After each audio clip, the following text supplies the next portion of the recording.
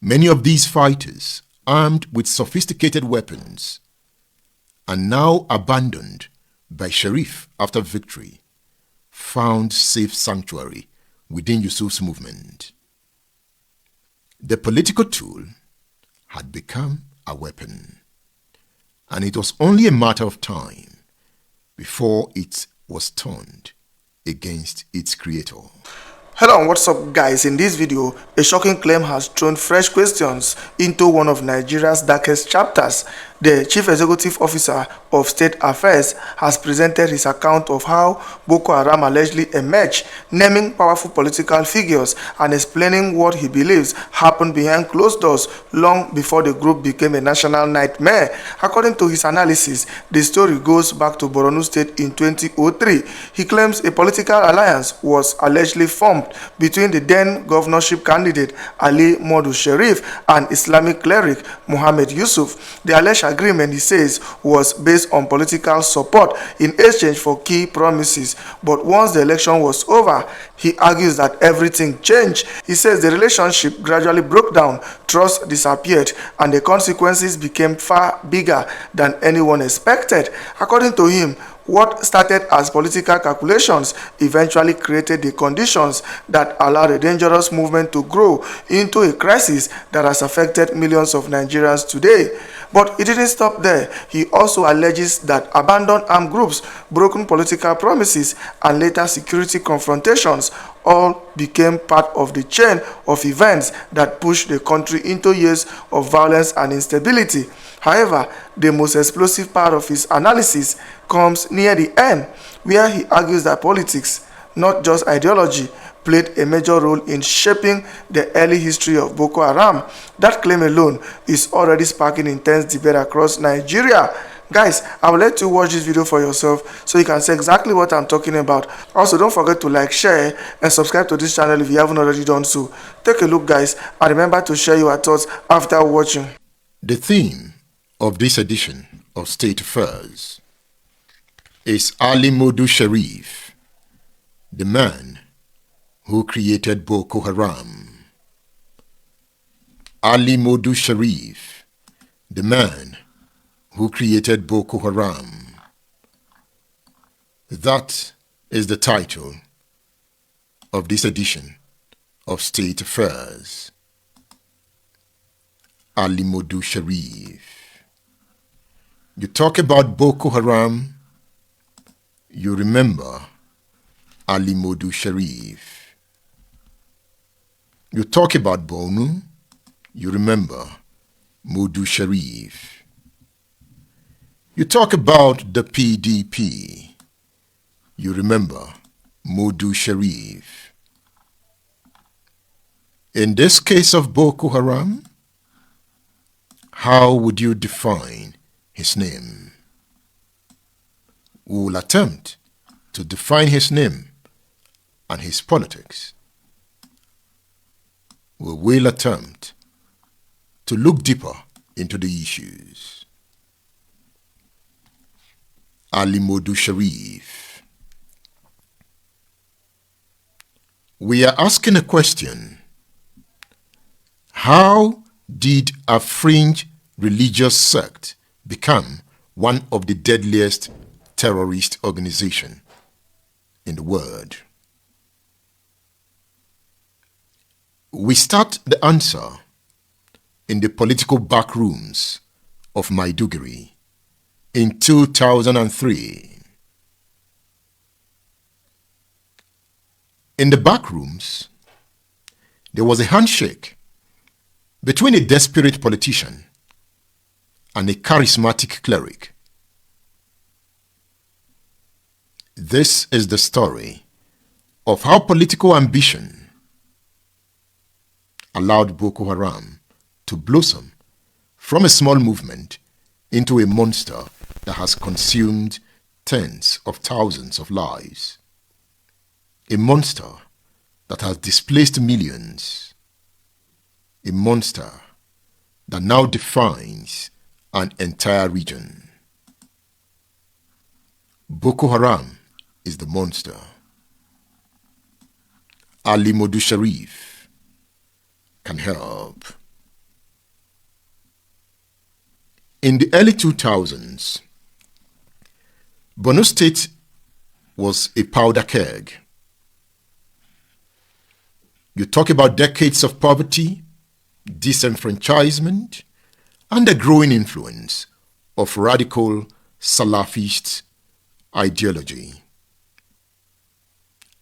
And these events created the perfect conditions for extremism to take root. Mohammed Yusuf.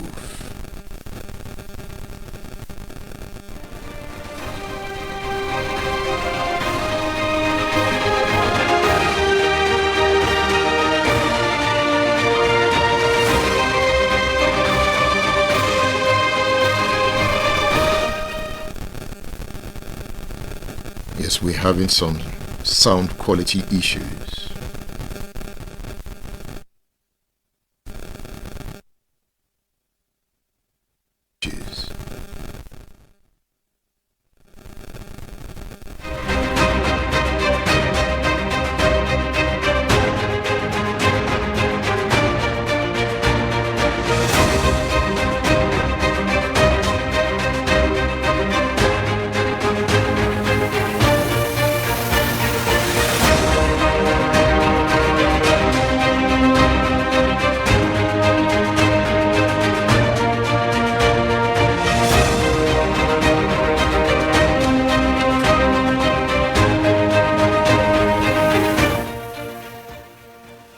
Hello. Okay.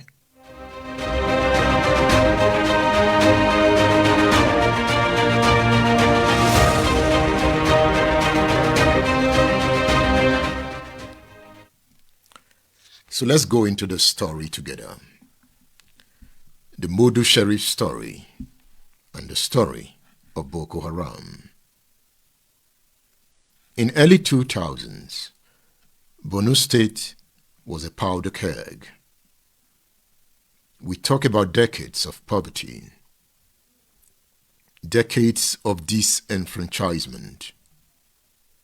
We talk about the growing influence of radical Salafist ideology, and these were the conditions that created the room for extremism in Borno State.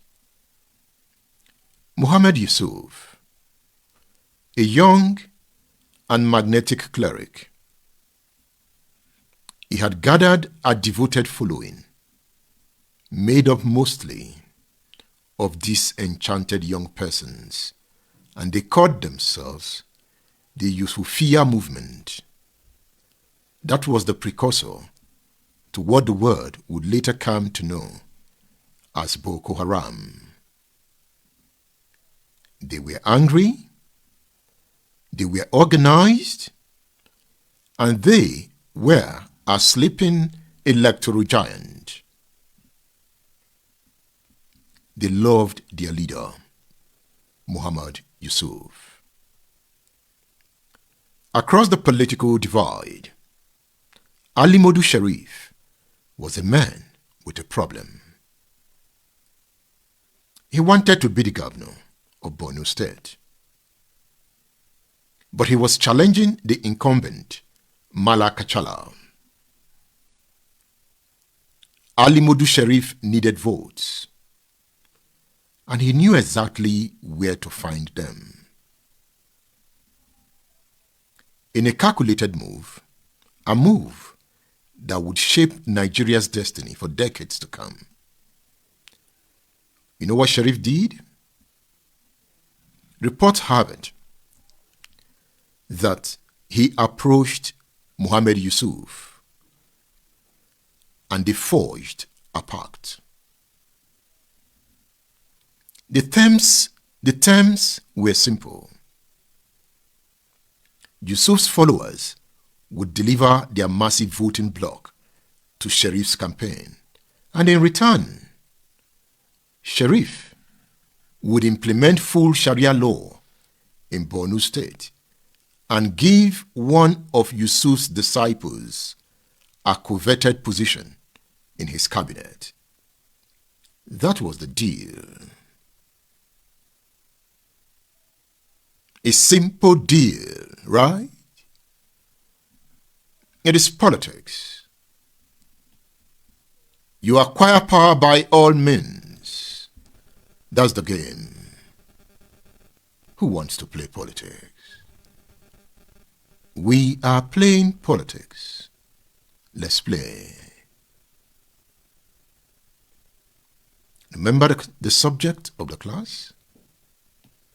Ali Modu Sharif, the man who created Boko Haram. Ali Modu Sharif, the man who created Boko Haram. That is what we are treating. The man who created Boko Haram. It is the story of politics, how politics leads to violence. Let's dig into it. Ali Modu Sharif was a man with a problem. He wanted to be governor. He was challenging the incumbent Malaka Chala. By this time, Obasanjo had frustrated Malaka Chala. By this time, Malaka Chala was struggling to get a platform. Ali Modu Sharif was not a member of the PDP. He was a member of the All Nigeria People's Party, ANPP.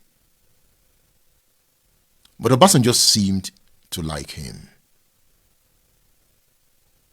While a member of ANPP, the president, a member of PDP, liked him. It is the Ali Modu Sharif story. It is about learning from the stories. Remember the deal?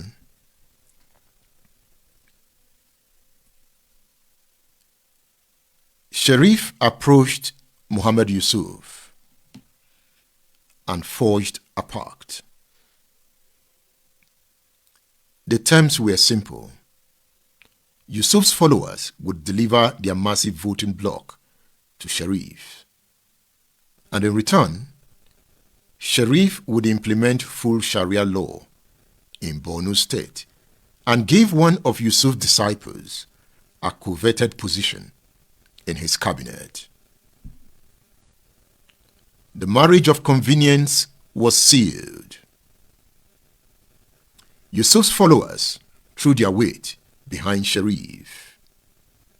They publicly attacked Kachala as a bad Muslim. They campaigned vigorously for their new political ally, Modu Sharif. Sharif won the election in 2003.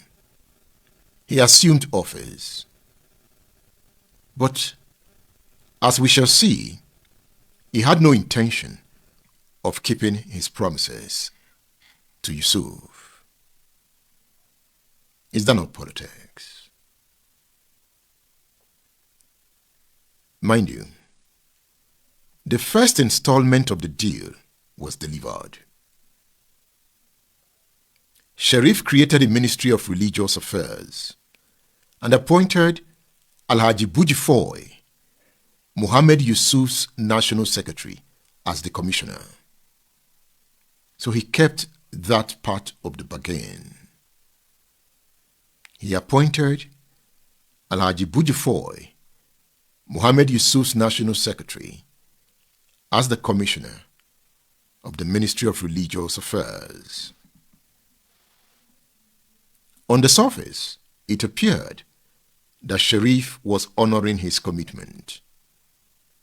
But the full and rigorous implementation of Sharia law, including traditional criminal punishments like amputation and stoning, was abandoned. Sharif limited the Sharia courts to civil and social matters, effectively neutering the very system that brought him to power. Yusuf, realizing he had been used, began directing fiery sermons against Sharif's government from his mosque. He branded the governor an apostate, and the relationship soured. In 2007, Bujifoy resigned from Modu Sharif's government in protest. By this, the sect severed all ties with the Sharif administration. By then, the damage was already done. Boko Haram is also a product of politics. Nigeria's politics, represented by Ali Modu Sharif. The alliance with Sharif had done more than just legitimizing Yusuf's movement. It had given the sect a taste of political power. It has given the sect access to state resources. I would like your feedback as we go. So leave your comment. At some point, I'll open the line to hear from you.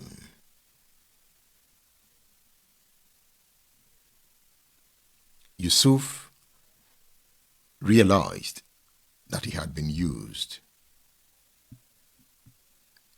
He began directing fiery sermons against Sharif's government from his mosque. He branded Sharif an apostate, and the relationship soured. In 2007, Bujifoy, nominated by Mohammed Yusuf into Modu Sharif's government, resigned in protest. By this, the sect severed all ties with the Sharif administration. By then, the damage was already done. The relationship legitimized Sharif's movement. The pact legitimized Yusuf's movement. It had given the sect a taste of political power. The sect, by this, had access to state resources. Say, even more alarming was a phenomenon known as Ekomog militia, in Borno State at the time. It was a heavily armed political group that Sharif had deployed to intimidate opponents during election.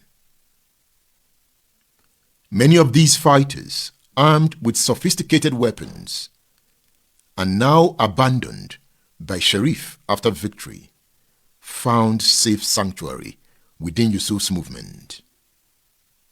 The political tool had become a weapon, and it was only a matter of time before it was turned against its creator.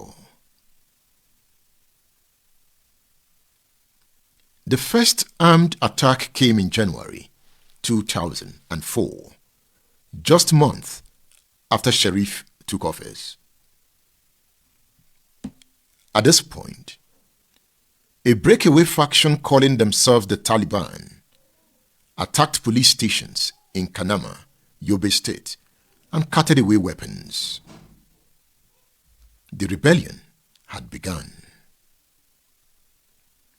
But a defining moment arrived in June 2009 when a special security squad under Sharif's control opened fire on a funeral procession of sect members. Many of Boko Haram members were cut down by the bullets from security men. What was their offense? They were reportedly not wearing crash helmets while riding their motorcycles. When public commentators and officials within Sharif's administration warned him that this act of disregard would be viewed by the sect as a grave affront, Sharif ignored the advice. He did not condemn the shooting. He did not conduct an inquiry. He did not visit the victims. So the message was clear here. These people were expendable. 2 weeks later, Boko Haram responded. They launched their first coordinated urban assault, attacking police stations and security facilities across Maiduguri. In 5 days of brutal fighting, over 1,000 people lost their lives. Muhammad Yusuf was captured, and in a scene that would become a symbol of state brutality, people saw how he was arrested, and they heard how he was extrajudicially taken out. So the elimination of Yusuf transformed a localized sectarian movement into a full-blown terrorist insurgency. Yusuf's followers, now leaderless and filled with a burning thirst for revenge, scattered into Sambisa forest, swearing vengeance not just on Sharif, but on the entire Nigerian state. We have laid the foundation of the discourse. It's about politics. It's about power. It's about Ali Modu Sharif and Boko Haram.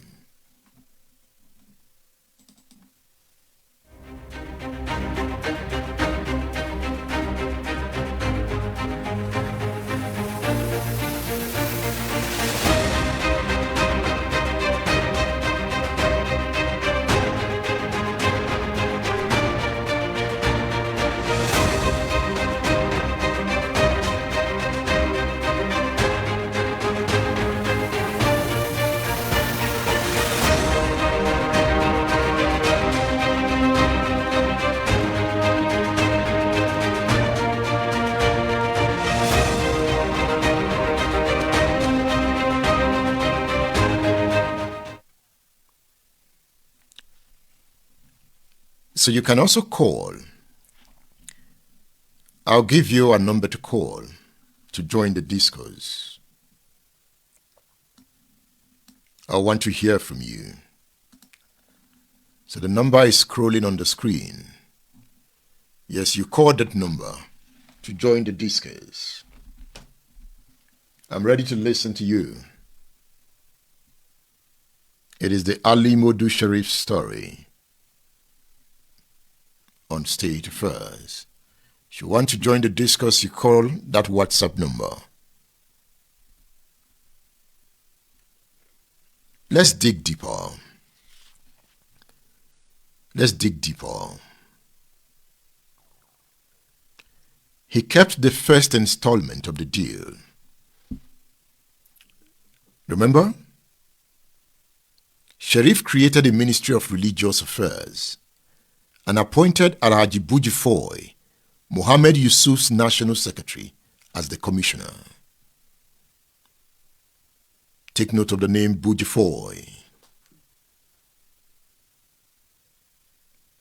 So we've made the point that on the surface, it appeared that Sharif was honoring his commitment to Muhammad Yusuf. But the full and rigorous implementation of Sharia law, including traditional criminal punishments like amputation and stoning, was abandoned. And Boko Haram did not take this lightly. How did Ali Modu Sharif, who made a pact with a radical cleric, who armed political militias, who watched the flames spread from his doorstep.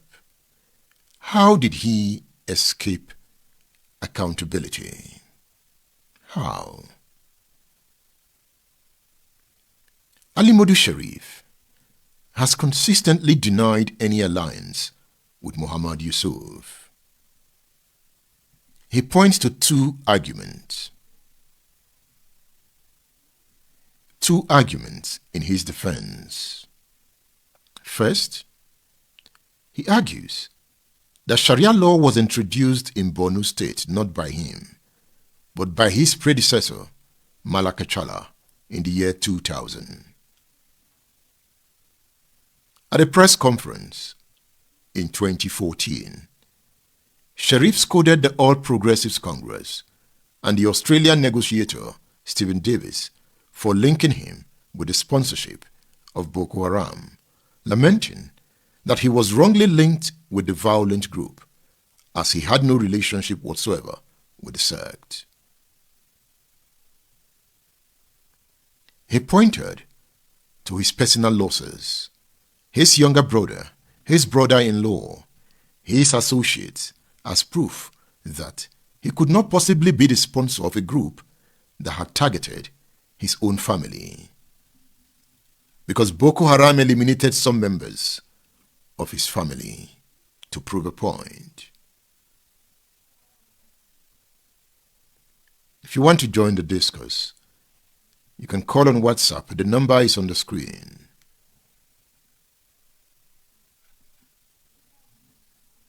I will bring you Ismail Omikbidon. Ismail Omikbidon understands the politics of Borno State.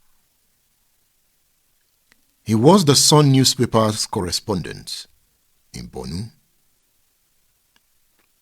At some point, he was declared persona non grata by Ali Modu Sharif, meaning that his safety in Borno was not guaranteed, that the option for him was to leave.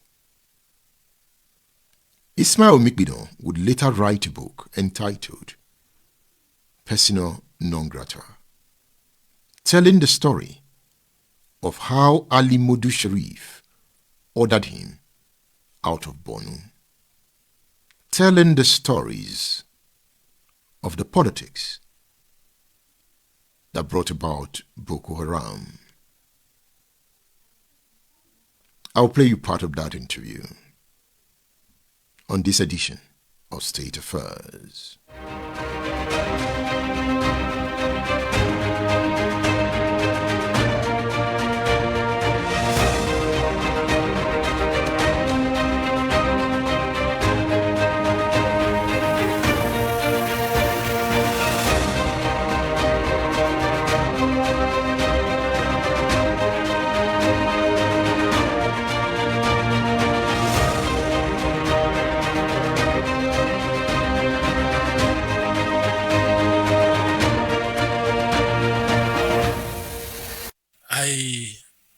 I don't believe in anybody who thinks his money can buy anybody and anything. Was that Sharif? That was his posture. And he had the money? He had the money. Money is power. This was somebody who told us that he had 76 jeeps before he became governor. What was he doing before he became governor? He was a businessman. He was a businessman. And he used that money to win the 2003 election. Yeah, he did. He won that election. I think in our recent history, I think he probably was the first who dislodged an incumbent. Obasanjo was against Malaka Chala. I wouldn't say Obasanjo was against Malaka Chala. Did Obasanjo back Modu Sharif? Yes, he did. Because it's one of his aides in person of Anduba was very close to Ali Modu Sharif. Now, if the 2003 election was not too clear, that of 2007 was clearer. In 2007, that was when I was involved in the build-up to the 2007 election. In 2007, votes were still being counted in Maiduguri when Ali Modu Sharif was declared winner from Abuja under Professor Morisiu, and we all knew who Professor Morisiu worked for. Obasanjo was PDP. Yes. Ali Modu Sharif was ANPP. APP, then later ANPP. So what was it that Obasanjo wanted? No, usually if you follow Obasanjo's style very well, he made deliberate incursion into the opposition's camp. And that was why somebody like Prince Abubakar Audu, even though he was of the ANPP in Kogi, he refused to allow the late General Buhari access to campaign in Kogi. And that was why most people didn't know when Prince Abubakar was to contest again after Buhari had become president, Buhari didn't hide the fact that he didn't like his candidature. But he got the ticket. He got the ticket through the support of the current president. He got the ticket. So in Sokoto, Bafawa was in touch with Obasanjo. Most of the NPP states, Alero, they were working in alliance with Obasanjo. And so they even contributed in nominating the ministerial nominees from their states. Dagash was dropped as a minister because of Ali Modu Sharif. He fell under Modu Sharif. Under Yaradua and even Jonathan. So they have a way. If they know how to play their politics very well, they have a way of partnering with the opposition. It's a kind of rub my back and I rub yours, kind of relationship. That was what Obasanjo operated. How this happened behind the scenes. Of course, they will happen behind the scene. But we will now see it in the reflection of their actions. Actions, in appointments, in some of the decisions. Otherwise, the man who contested against Ali Modu Sharif in 2007 under the PDP's platform was Obasanjo's presidential liaison officer, Kashim Imam. He was very close to Obasanjo. Before the election, everything he asked for, Obasanjo granted, including changing the police commissioner. But at the end of the day, the government apparatus, the way they behaved, showed very clearly where the president's interest lies. Otherwise, how will a state being run by ANPP, PDP wants to take over the state, yet announcement that the man who ran on the platform of the ANPP was done from Abuja, who was in control of the central government, PDP. How has the US explained that? This is how power works. Yeah, this is how they work. And that's the dynamics of power in Nigeria. It is. Even under Jonathan, it happened in Anambra with Obiano. They will not tell you in the open, but you see their body language, you see their actions. That, as we speak now, APC is in Anambra appears to be suspecting that they may have been traded off. Have they not been traded off? For now, I do not have any concrete evidence. But if historical antecedents is anything to go by, from the way Soludo has been praising the government at the center, from the way he's been mounting his relationship with the president, it is not unlikely that something would have happened behind. What is this thing that happened behind?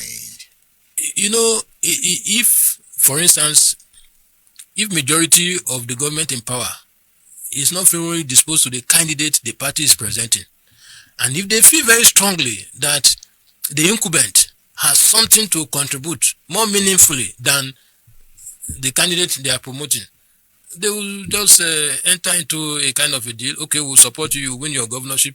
When it is time for presidential election, you also support us. And you saw naked politics play out in Borno State. Very well. And this was like you studying politics. Yeah. You then moved from a reporter to being a political strategist. Yeah. Meeting different politicians. So you had 2 jobs, right? Yes. How were you able to manage that? Well, I was able to manage that because what I do as a political strategist has nothing to do with my line of reporting. But it's the same you. Yeah, it's the same me, but I play them differently. Reporting on political gladiators. I will report factually the way things happen. But the bent. I will advise, okay, you do this. For instance, I'll give you an instance. Dagash introduced me to Honorable Umara Kumalia. Honorable Umara Kumalia was a former minority leader in the House of Reps. He was the one who moved the popular resign or be impeached motion against President Obasanjo. Now, Kumalia wanted to run for the governorship. He had fallen out with Ali Modu Sharif. He wanted to run for the governorship in 2007. And he defected to PDP. Once he defected to PDP, they were dilly-dallying over whether to give him waiver. If you defect, if you are not giving waiver, you can't contest for any position. So he defected. Now, he was the first person to defect. It was after he defected that Senator Mohamed Abahaji, also from Borno, defected. Now, all those who defected after Kumalia were giving waiver, but Kumalia was not giving waiver. But before then, I told him, I said, look, I understand that you have some level of relationship with Kashim Imam. Let us call a meeting between the two of you. Agree on power sharing model so that Kashim Imam can leave this thing for you. I said, because if the two of you go into the contest for the primaries, one of you will eventually win. But whoever wins, there will be crisis within the PDP. And the man you want to dislodge will eventually triumph over the two of you. They dilly-dallied over it. When eventually he now got in touch with me to say that a meeting has been called between him and Kashim Imam and other stakeholders of the party by Ambassador Babagana Akinjigbe, I told him clearly that from what I know, Ambassador Babagana Akinjigbe is supporting Kashim Imam. So certainly the outcome of that meeting cannot be favorable to you. And it came to pass. By the time he now said he was defecting to the AC then, as it was then known, I told him, well, at this point, because by my nature, I won't lie to you because I want your money. I will tell you the truth. I said, look, the AC you are going to, you will get the ticket, but you are not going to win the election. Kashim Imam will get the PDP ticket, he will not win the election. I said, Alimodu Sharif will eventually triumph at the end of the day and he will run all of you out of town. And he ran them out of town. At some point, most of them couldn't go home. They were operating from Abuja. So while he was running them out of time, was he sowing the seed for the emergence of Boko Haram? Well, if you look at the way he ran that government, and because of the way thugs virtually took over everywhere, because most of those who eventually became Boko Haram, from what some of the party chieftains also said, had some kind of relationship. Because I remember late Jerry Husseini once granted an interview on the national TV accusing, Alimodu Sharif of breeding, because then in Borno, if you make any statement against Alimodu Sharif, rest assured that political talks will visit you before nightfall. It was that tough? And God help you if they meet you at home. There was a time we were to go and interview, was it Buka Buluri? We were in the house when the talks came in. They beat everybody inside. In fact, they had one of our colleagues, head him up and his legs, and one of them now said, why not enjoy doing that? These people are journalists, they are just doing their own job. Let's leave them alone. And that was how they spared us. But they beat the wives of the man and beat everybody up. That was what was obtainable under Alimodu Sharif. State Affairs with Edmondo Bilo is live. State Affairs with Edmondo Bilo is live. Stay tuned.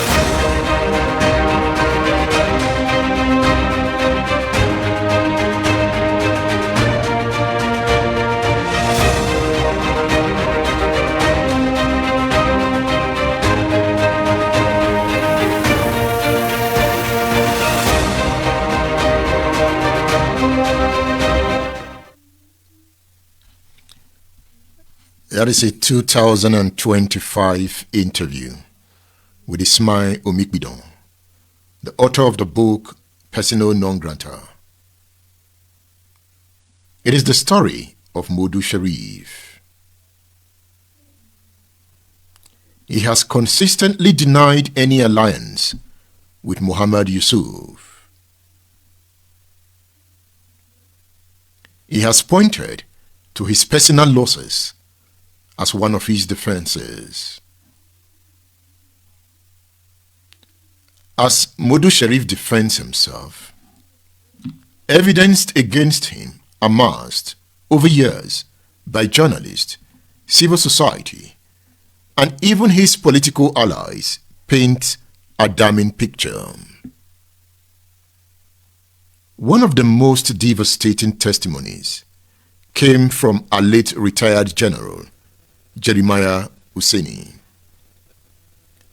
He was a former deputy national chairman of All Nigeria People's Party and later the chairman of the Arewa Consultative Forum. In an interview in July 2011, Hussaini disclosed the conversation he had with Sharif during a visit to Borno State. As they drove along a major street in Maiduguri, Hussaini noticed young boys selling petrol in jerry cans, an illegal and dangerous practice. He turned to Sharif and asked why he allowed them to hawk petrol on a major road like that. According to Jeremiah Hussaini in that interview, Sharif's response was that they are very useful during general elections, making the point that they can use them to turn everywhere upside down. Hussaini used that interview to place blame squarely on Sharif for what had become a national malady. The retired general argued that Sharif's maladministration and his policy of using and dumping young persons after achieving his political aims was the cause of the Boko Haram insurgency. These young persons, neglected and discarded, had found a new purpose in radicalism. But the most comprehensive indictment of Sharif came from within his own state government. In August 2016, Barrister Kaka Shehu Lawan, the Attorney General and Commissioner of Justice of Borno, issued a devastating 40-point chronicle linking Sharif directly to the insurgency. Reacting to Sharif's demand for an apology and facts to support his claim, Lawan articulated what he described as 40 reasons showing that Sharif's arrogance and desperation for power may have nurtured the insurgency through his actions while in office. Lawal's evidence was meticulous. He recounted the establishment in 2008 of a special joint police and military anti-robbery squad called Operation Flush. The commander of Operation Flush reported directly to Sharif a violation of normal military protocol. He detailed the June 2009 incident when Operation Flush intercepted members of Boko Haram who were on a funeral procession and asked why they rode motorcycles without crash helmets. An armed member of the operation eventually opened fire, killing and injuring the sect members. What followed, Lawan argued, was the arrogance that defined the Sharif era. The Borno government, under Ali Modu Sharif, completely disregarded that incident. The government did not issue a statement to condemn the shooting or sympathize with the victims. The government did not conduct an inquiry into the shooting. The government neither visited the shot sect members in hospital, nor did it care to pay for their medications. Sharif was told by his advisors to respond with kindness to the shootings. He ignored. So that became an indication that the shooting was orchestrated with the aim of eliminating Yusuf and his followers. In an interview, Muhammad Yusuf threatened a reprisal. He threatened a reprisal. In his mosque, Yusuf delivered a sermon titled Open Letter to President Umar Musa Yar'Adua and directed his followers to arm themselves in preparation for self-defense and eventual jihad. Even while Yusuf issued this threat, Sharif still disregarded the possible room to make peace with the sect. Who wants to make peace with Boko Haram? Not Sharif. No. They are expendable. Sharif was the Lord. And if members of a radical Islamic sect wants to dare, they will be met by fire, and fire they got. It was in the days of Yar'Adua as the president of Nigeria. 2009. We'll still talk about Boko Haram, because Boko Haram remains fresh. It is a fresh subject.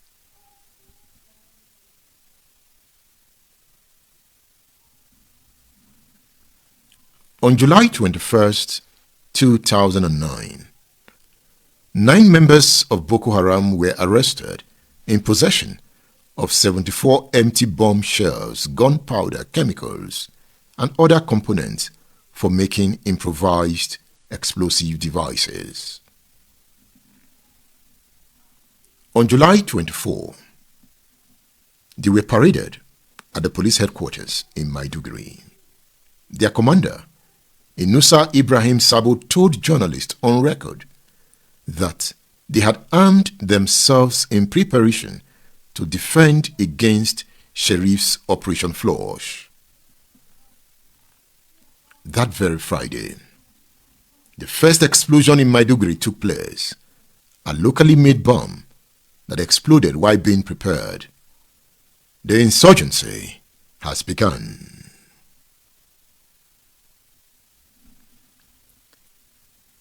Lawan, a former Attorney General of Borno, is pointing fingers at Ali Modu Sharif as being behind the Boko Haram insurgency through his politics. Sulawa also raised the critical question of the execution of Muhammad Yusuf. In an interview, Sharif is said to have admitted that he had seen Yusuf at the Giwa military barracks after his arrest during the 2009 crisis. So Lawan asked, why was Yusuf moved from military custody to the police headquarters if not for him to be killed? He draws attention to a fact that Bujifoy was taken to the same police headquarters and killed. Remember Bujifoy? The one Modu Sharif made Commissioner of Religious Affairs. He was nominated by Muhammad Yusuf, the leader of Boko Haram.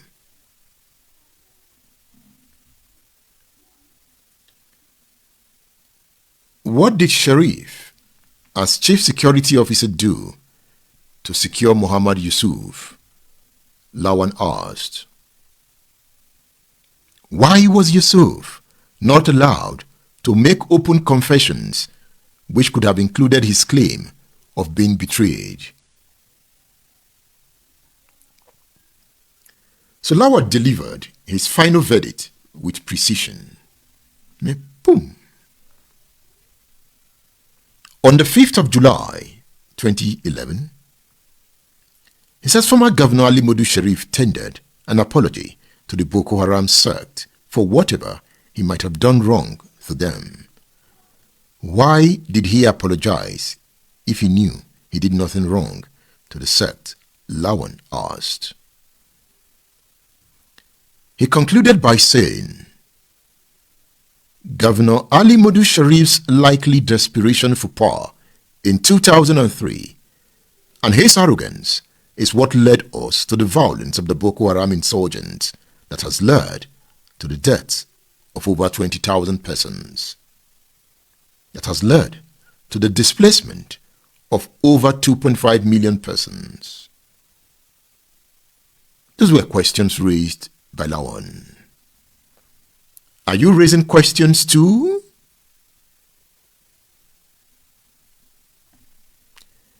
Yet, Sharif's denials persist.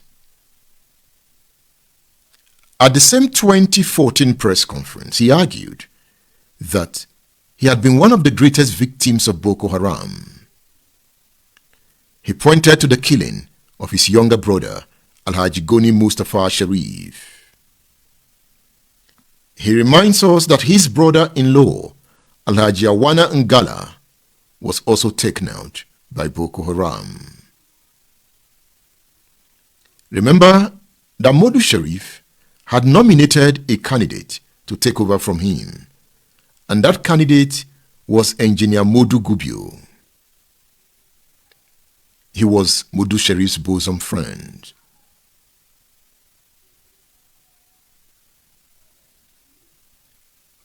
Okay, the man that was his bosom friend is Alhaji Mustafa Fulawama. So should we say that Modu Gubio was his godson, in whom he was well pleased? He was to take over from him, but Boko Haram shot him. He died. Buka Goni Kolo, close to Sharif, was also gunned down by the sect. So Sharif insists that he never met the late leader and founder of Boko Haram before he was arrested and killed. But the tragedies that befell Sharif's associates tell a more troubling story. In January 2011, unknown gunmen killed the AMPP governorship candidate, Modu Funami Gubio, along with 6 other persons, including Sharif's younger brother, Alhaji Goni Sharif. Gubio was Sharif's cousin, and he was the Commissioner for Finance and Economic Development at some point. It was because of the death of Gubio that Shettima had the opportunity to run. Shettima is not the vice president of Nigeria. So Gubio was killed as he arrived at his family house from Jumat prayers at the Shehu of Borno's palace. The assailants, said to be 4 in number, appeared to have trailed him from the prayers. They opened fire as Gubio was greeting his father. They took him out, and they took others around him out. It was a political blow for Modu Sharif. Gubio had been Sharif's anointed successor, and his death altered the carefully scripted political roadmap of the ANPP. Just months after Gubio's killing, in July 2011, Sharif issued his apology to Boko Haram. The timing was not coincidental. The violence was reaching into his inner circle, and he seemed to recognize, at least privately, that he had done something wrong. The killings continued. In August 2012, Abdulkadir Kasa, a former Commissioner of Environment in Sharif's administration, was also gunned down by men who stormed his home in Maiduguri, and they shot him several times.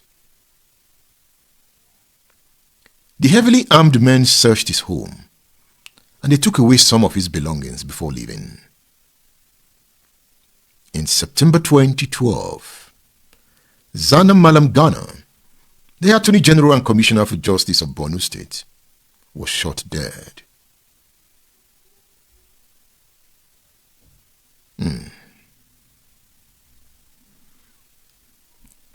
It's about shooting.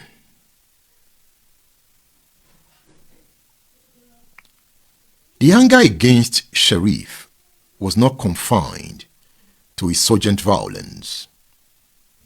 In January 2014, a few minutes after a suicide bomber struck in Maiduguri, an angry mob set fire to a building that was to serve as Sharif's proposed campaign headquarters for his return to the Senate.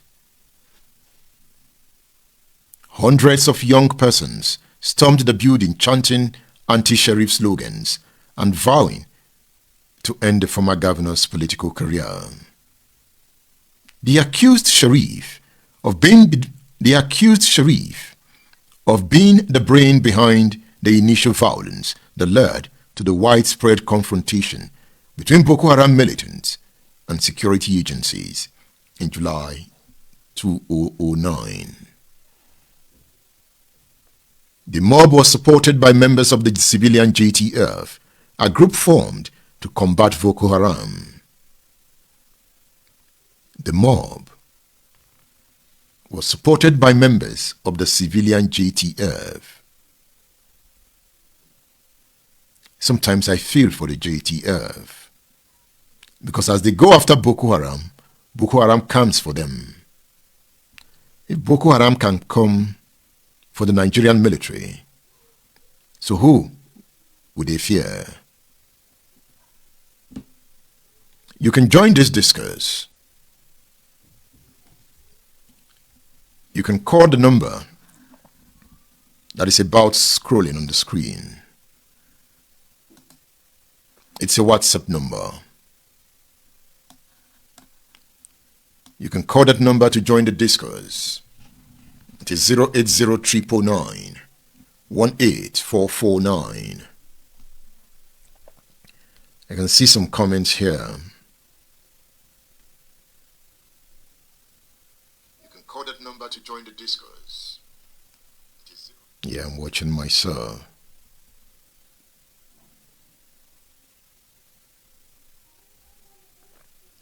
Ogbeni Dayo is saying, just like politicians arm thugs for election purposes, and after rigging the election, they forget about these thugs and the weapon. Yes, you can leave your feedback, you can leave your comments. We'll also be delighted if you share the broadcast. If you repost the broadcast. It is the Ali Modu Sharif story. Okay, let's talk to this listener. Hello?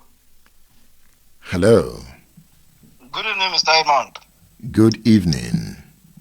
This is Bayo from UK. Good to have you on State Affairs. Thank you. The pleasure is mine. Very interesting topic you've brought up today, and I think it's very timely that you have taken us down memory lane. You know, I saw the former governor, Sheriff, yesterday granting an interview, and it begged belief to me that someone with such checkered past and history, someone who is responsible, who gave birth allegedly to this Frankenstein monster called Boko Haram today, goes around. Can you hear me? I can hear you. Yes, to see him going around with such arrogance and confidence is worrying. These are the people who have ruined the northern part of the country, never been held accountable, and we are still suffering. So I'm happy you've brought this up today to take people back along memory lane, to let them know the nature of these people and what these people have done to the country and how these people are responsible for some of the things we still face today. Thank you. Thank you very much. Thank you for joining the discourse. The line is open. Let's hear from you. It is the Ali Modu Sharif story. It is the story of Boko Haram.